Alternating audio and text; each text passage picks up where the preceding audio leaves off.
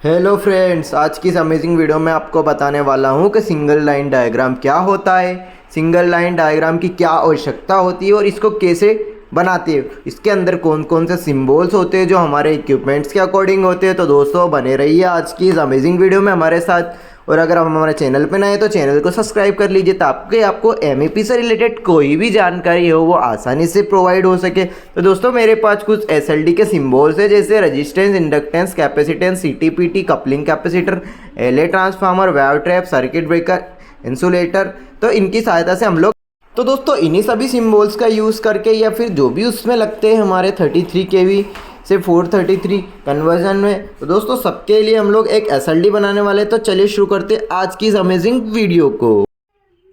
तो फ्रेंड, आज की इस वीडियो में हम आपको बताने वाले हैं कि एसएलडी क्या होता है, एसएलडी का कहाँ यूज़ करते हैं और एसएलडी से आपको क्या समझ आता है। दोस्तों सबसे पहले हमको पता होना चाहिए कि एसएलडी होता है क्या। तो एसएलडी का फुल फॉर्म होता है सिंगल लाइन डायग्राम। क्या होता है? Single line diagram. ठीक है। अब दोस्तों जो हमारा एसएलडी होता है, इसकी हम लोग डेफिनेशन की बात करें तो SLD is the system which make us to understand the connection and supply of our system. मतलब हमारे जो किसी भी इलेक्ट्रिसिटी डिपार्टमेंट या फिर हमारी जो कंपनी होती है उसकी जो इलेक्ट्रिसिटी का जो फ्लो होता है वो कैसा है, उसको जानने के लिए या उसको समझने के लिए जो डायग्राम होता है उसे हम सिंगल लाइन डायग्राम बोलते हैं। तो दोस्तों सबसे पहले हम लोग बात करते हैं कि अगर हम किसी कंपनी में काम कर रहे हैं तो क्या क्या हम लोगों को लगेगा। एसएलडी, जो हमारा एसएलडी है उसके मेन पार्ट्स क्या क्या होते हैं, एसएलडी के अंदर क्या क्या आता है। तो सबसे पहले होता है हमारा ट्रांसफार्मर। ठीक है, ट्रांसफार्मर। ठीक है, मतलब अब हमारे कौन कौन से इक्विपमेंट लगते हैं। फिर हमारा सीटी लगता है। ठीक है, फिर हमारा पीटी लगता है। ठीक है, अगर आइसोलेटर होते हैं हमारे, जियो स्विच होते हैं। ठीक है, उसके बाद होता है हमारा वीसीबी लगेगा। ठीक है, तो ये सारे इक्विपमेंट्स, या फिर एलए लगा लें हम लोग, एलए होता है इसमें। तो इनको पूरे को हमको प्रेजेंट करना होता है इलेक्ट्रिकल सिम्बल्स के रूप में। इसको पूरे को एक बनाना, तो उसे ही हम लोग बोलते हैं इलेक्ट्रिकल एसएलडी। ठीक है, या फिर हम लोग बोलते हैं सिंगल लाइन डायग्राम। तो दोस्तों आज हम इस वीडियो में बताने वाले हैं आपको कि जो हमारी 33 केवी की जो लाइन होती है वो हमारे 415 वोल्ट में हमारी इंडस्ट्री में कैसे कन्वर्ट होती है, उसका जो सिंगल लाइन डायग्राम है आप कैसे बना सकते हैं, या फिर आप कहीं पे भी इंटरव्यू के लिए जाएंगे तो सबसे बेसिक क्वेश्चन यही होगा कि एसएलडी को आपको एसएलडी बनाने के लिए सबसे पहले क्या होता है दोस्तों, आपका इनकमर होता है। क्या आता है आपका? इनकमर। ठीक है, तो दोस्तों आपका जो इनकमर होता है वो इंडस्ट्री में मैक्सिमम जगह पे 33 केवी का होता है। ठीक है, 33 केवी के साथ ये आप ऐसा भी लिख सकते हैं 33 केवी एसी। ठीक है, इसके बाद दोस्तों आपको एक सीधी लाइन बना लेना है। सीधी लाइन के बाद दोस्तों आपको पता होगा एक स्विच बना लेना है। अब इस स्विच को क्या बोलते हैं दोस्तों? हम जियो स्विच। जियो स्विच का फुल फॉर्म क्या होता है दोस्तों? Gain operate switch. ठीक है, तो आपका जियो स्विच हो गया।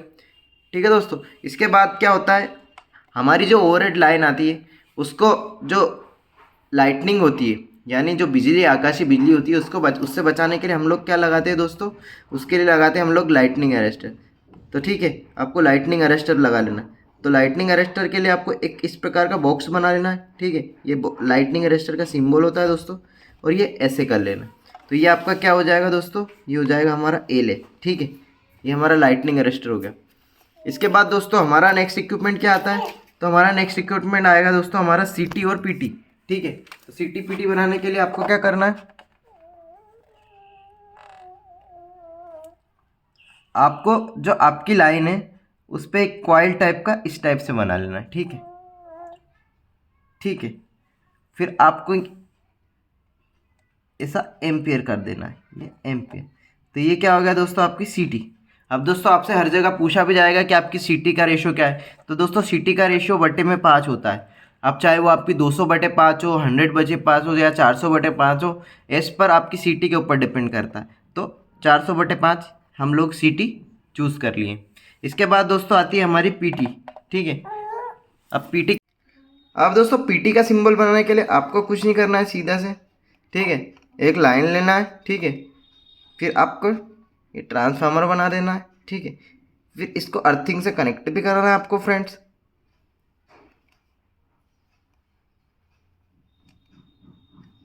फिर लास्ट में जाके इसका ऐसे ये वोल्टेज, ठीक है। तो ये आपका बन गया पीटी का सिंबल, ठीक है।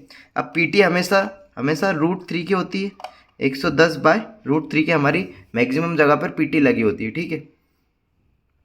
इसके बाद दोस्तों हमारा लगा होता है ब्रेकर, ठीक है। अब ब्रेकर हमारा कौन सा लगा होता है, हमारा ब्रेकर वीसी भी हो सकता है या एसी भी हो सकता है या किस, ठीक है। तो ब्रेकर का सिंबल बेसिकली दोस्तों हमारा ऐसा होता है, ये हमारा ब्रेकर का सिंबल होता है। कई जगह पे हमारा ब्रेकर का सिंबल ऐसा भी होता है, ठीक है। तो हम लोग इस वाले ब्रेकर के सिंबल का यूज़ करेंगे। तो ये हमारा ब्रेकर लग गया है। अब ब्रेकर यानी सर्किट ब्रेकर, अब आपका वीसीबी भी हो सकता है, ओसीबी भी हो सकता है या SF6 ब्रेकर भी हो सकता है, ठीक है। इसके बाद दोस्तों हमारा जो मेन पार्ट्स आता है वो आता है हमारा ट्रांसफार्मर। अब दोस्तों हमारा जो ट्रांसफार्मर होता है वो बेसिकली हमारा स्टेप डाउन ही होता है हर जगह पे, या फिर स्टेप अप भी होता है। तो स्टेप डाउन ट्रांसफार्मर हमें लगाना है, ठीक है। ट्रांसफार्मर के लिए हम लोग क्या करेंगे, जो हमारी प्राइमरी वाइंडिंग है वो बना लिए, ये हमारी ट्रांसफार्मर की प्राइमरी वाइंडिंग बना लिए, ठीक है। फिर हम बना लेंगे हमारी सेकेंडरी वाइंडिंग, ठीक है। तो ये हमारे ट्रांसफार्मर। अब दोस्तों हमारा ट्रांसफार्मर कितने का है, 2500 kVA का है, तो 2500 kVA लिखेंगे, या अगर 1000 kVA का है तो 1000 kVA हम लोग लिख देंगे, ठीक है। तो ये हमारा हो गया 1500 kVA का ट्रांसफार्मर।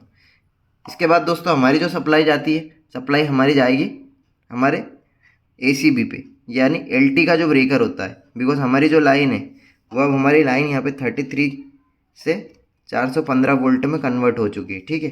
ये 33 kV से, ठीक है, 415 वोल्ट में कन्वर्ट हो चुकी है। इसके बाद दोस्तों आएगा हमारा LT का ब्रेकर।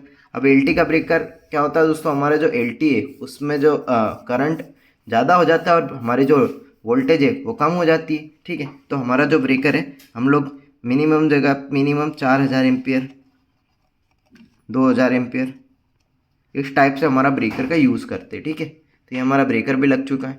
इसके बाद दोस्तों हमारा जो ब्रेकर है, हमारा जो मेन LT पैनल है उससे हमारी जो डिस्ट्रीब्यूट होती है सप्लाई वो अलग अलग जगह पे डिस्ट्रीब्यूट हो जाती है।